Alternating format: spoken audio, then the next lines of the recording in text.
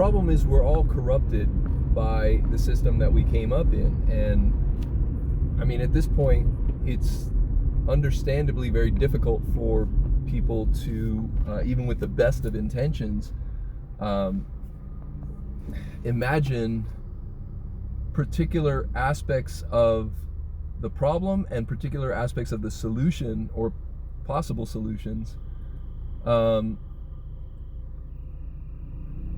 And it's difficult to imagine that, but it's also difficult once you have imagined it to swim with other people who haven't and to maintain the objective within the culture, within the you know, the superstructure, you know, this is why I like the concept of dual power structures, where you try to grow a different cultural power structure within the context of the existing power structure. And for a time, the two structures can coexist to some degree.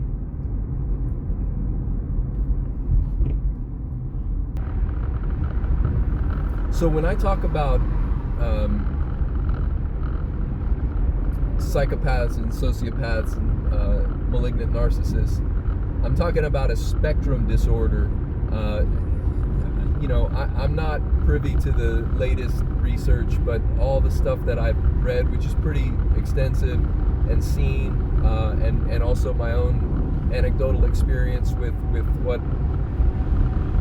for all appearances, seems to be people that subscribe to that or are afflicted by that spectrum disorder. I'm not trying to diagnose anybody, and I ain't trying to I don't give a fuck about that. What I give a fuck about is trying to understand the pitfalls of dealing with people who are qualitatively different in the way that they engage with the rest of humanity. And these are a minority group that are to a degree on this spectrum. There's no clear division at what point you become a sociopath. You know, this is a Dewey Decimal problem. I don't give a fuck about all that stuff. I'm not worried about the clinical aspects of it. I'm worried about moving through the world knowing that there are these people who for all intents and purposes have no soul, or whatever you want to call it, that predisposes them to care about other people. You know, and again, it's by degrees. I'm not saying that there's this hard line where, oh, these people are like this. But it's important to realize that the more you look into all of the ways that the mind and the brain work, and the body and the interface with culture, the more you have to acknowledge that there are perfectly viable biological organisms running around with large chunks of what you and I might assume, or we all individually assume, that everybody else is dealing with most of the same sets of marbles and cards that we are, and it's just not true.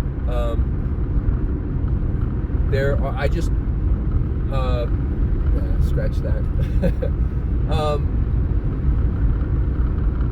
So whereas a normally functioning empathetic person may end up becoming neurotic at some point, I certainly have,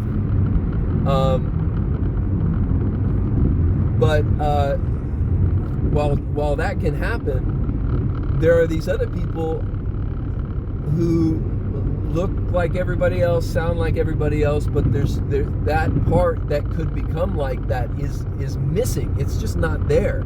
Their mirror neurons don't fire the way yours would. If you saw somebody hit themselves in the thumb with a hammer and you're a normal person, I'm not talking about you lurking sociopath fuckwads. I'm talking about a normal, quote unquote normal. And being normal is on a spectrum, okay? So all of these things are for the most part, on a spectrum. So a normal person today might be neurotic tomorrow, but they're not going to be sociopaths tomorrow. At least not primary sociopaths, okay? So a normally functioning person, quote unquote, normally functioning person, if they see somebody hit themselves in the thumb with a hammer, they're going to wince because some part of their brain apparatus, the mirror neurons, fire, and it's like there's no difference between them hitting themselves with the hammer and seeing you hit yourself with a hammer.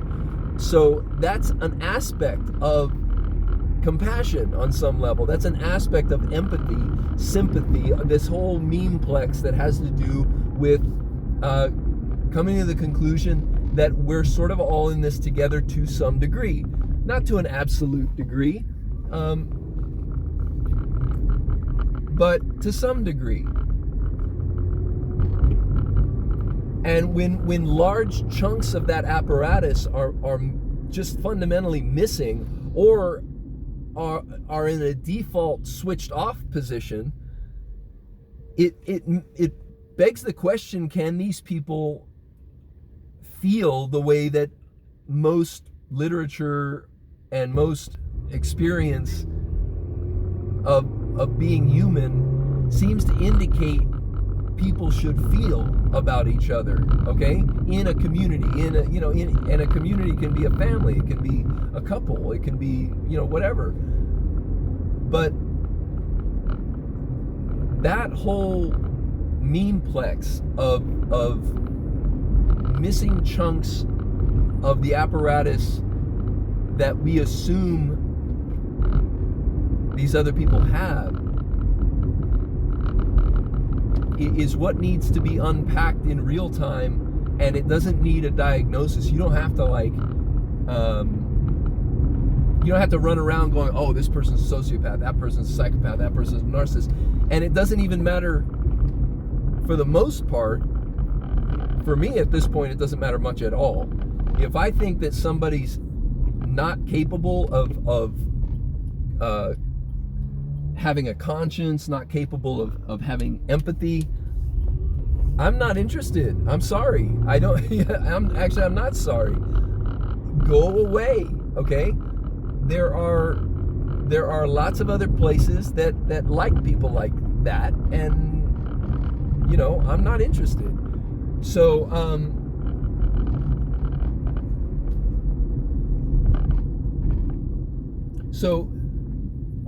being able to have a working knowledge of what to look for and things like that, the purpose is not to find out and persecute them, or it's to find out and go, nah, go away. I'm just not gonna, there's no place for you here. So that's my line. I'm not saying everybody needs to have that line.